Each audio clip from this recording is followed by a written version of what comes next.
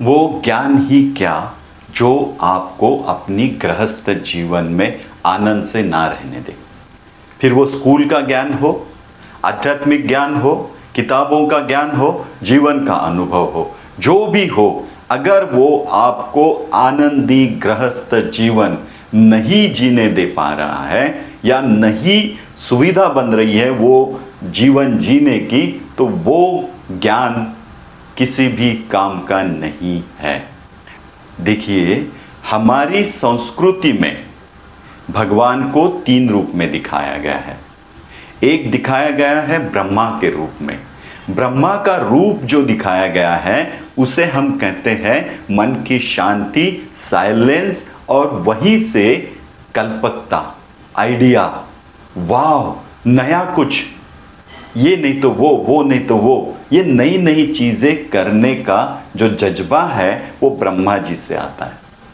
ये एक बात हो गई। दूसरा, हमने भगवान को दिखाया है विष्णु के रूप में, नारायण के रूप में, जो जिसे हम कहते हैं वो पालनहार है, वो मेंटेन करता है इस जीवन को।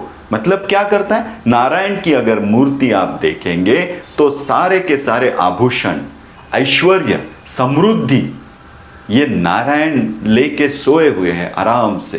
तो इसका मतलब क्या है पता है? कि आपको जीवन में समृद्धि चाहिए है, श्रीमंती भी चाहिए है। मतलब जीवन का पालन करने के लिए जितना आर्थिक चाहिए है वो आपके पास होना चाहिए, राइट? मतलब आपको घर चलाने के लिए, आपके लाइफस्टाइल मेंटेन करने के लिए आपको जितना आवश्यक है उतना पैसा आपके पास होना चाहिए। आपके बच्चों के एजुकेशन हो, घर खरीदना हो, या कोई घर है तो वो उसको मेंटेन करना हो, रिश्तेदार हो, आपके पास कुछ ज़रूरत की चीज़ें हो, वो चाहिए हो, तो ये सब के लिए विष्णु है, राइट? तो विष्णु दिखाए गए हैं एक अलग रूप में।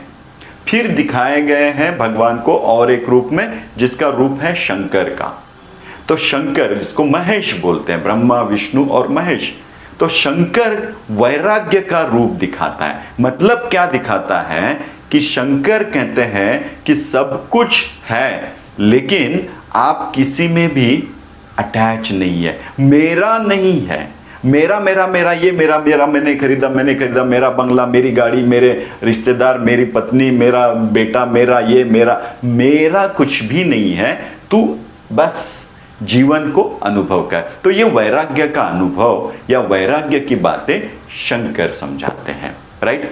अब हमारे जीवन की सबसे बड़ी गलती कहाँ होती है पता है? हमने क्या किया है, हमने शंकर जी को पकड़ लिया, या किसी भी स्पिरिचुअल ज्ञान को अलग तरीके से क्या कहते हैं वो, बेटा ये लोभ, मोह, माया सब छोड़ दे, वैरागी हो जा और वैरागी बन जा, ऐसा सिखाते हैं, राइट? और जिससे हमने क्या किया कि भाई हमारा अनुभव में क्या आता है कि पैसा तो चाहिए है, घर चलाना है, अगर इस महीने में पैसा नहीं आएगा तो घर में राशन नहीं आएगा, राशन नहीं आएगा तो मेरा गृहस्थी दुख भरा शुरू हो जाएगा, राइट ना? ये हमारा अनुभव कहता है। और स्पिरिचुअल कहीं ऑर्गेनाइजेशन में चले जाओ, बोलते वैरागी बन जाओ, फिर हम कंफ्यूज हो जाते हैं, राइट? और ये ज्ञान हमें कहीं भी काम में नहीं आता है।